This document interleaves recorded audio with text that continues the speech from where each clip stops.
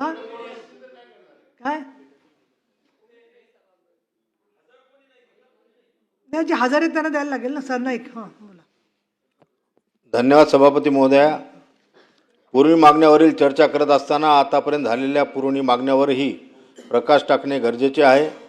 या अर्थसंकल्पीय अधिवेशनात शासनाकडून एकूण 11,995 कोटी रुपयांच्या पुरवणी मागण्या सादर करण्यात आलेल्या आहेत.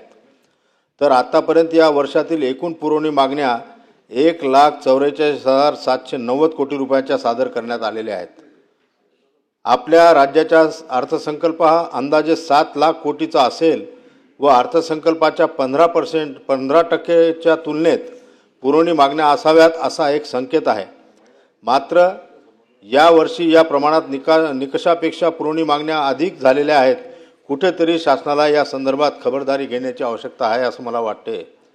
सन्मान्य सभापती महोदय, भारतीय राज्यघटनेच्या कलम 217 अन्वये पुरवणी अनुदान असते. या अधिवेशनात एकूण 11,995 कोटी रुपयाच्या पुरवणी मागण्या सादर करण्यात आलेल्या असून त्यापैकी शालेय शिक्षण विभागाला अत्यल्प वाटा दिलेला आहे. शालेय शिक्षण विभागावर एकूण बजेटच्या कमीत कमी 6% खर्च करण्यात यावा.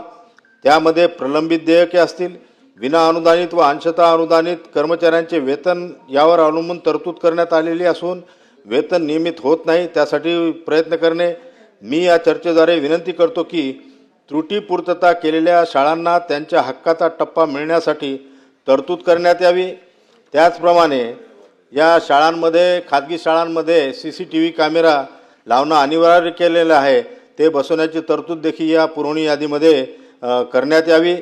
इतर मागासवर्गीय व आदिवासी आश्रमशाळांचे जे वेतन वेळेवर होत नाही, ते देखील वेतन वेळेवर होण्यासाठी त्याच्यासाठी या पुरवणी यादीमध्ये तरतूद करणे आवश्यक ती तरतूद केली गेली पाहिजे.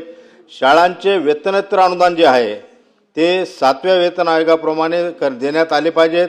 ते 5व्या वेतन आयोगानुसार देण्यात येते, ते 7व्या वेतन आयोगाप्रमाणे देण्यात यावे आणि ते थांबलेले वेतनोत्तर अनुदान हे सुरू करण्यात यावे. त्यासोबतच शाहू फुले आंबेडकर या 165 अनुसूचित जाती मुलांच्या आश्रमशाळा असून त्यासुद्धा अनुदान मिळण्यासाठी आवश्यक आहे. त्यासाठीही तरतूद करणे या पुरवणी यादीमध्ये आवश्यक आहे. 30 दिवसात ज्या शाळांनी त्रुटीपूर्तता केलेल्या आहेत त्या शाळांना 1 टप्पा वाढवून देण्यात यावा. तसेच दिव्यांग विद्यार्थ्यांच्या निवासी शाळा असतील, या सन 2018 पासून फक्त 50% अनुदानावर चालतात, त्यांना उर्वरित 50% अनुदान मिळण्याची प्रतीक्षा आहे. त्याची तरतूद देखील या पुरवणी यादीमध्ये करण्यात यावी. तसेच महाराष्ट्रातील 4 सैनिकी शाळा, यामध्ये वाशिम, दिग्रस, बुलढाणा व जालना येथील त्या आश्रम सैनिक शाळा आहेत, त्यांना या अनुदान टप्पा वाढीमध्ये वगळण्यात आलेले आहे. त्यांचा समावेश देखील या पुरवणी यादीमध्ये टप्पा अनुदान वाढवण्यासाठी करण्यात यावा. तरीसुद्धा त्यांना अनुदान देण्यात यावे, यासाठी या पुरवणी मागण्यामध्ये तरतूद करण्यात यावी अशी मी या चर्चेद्वारे शासनाला नम्र विनंती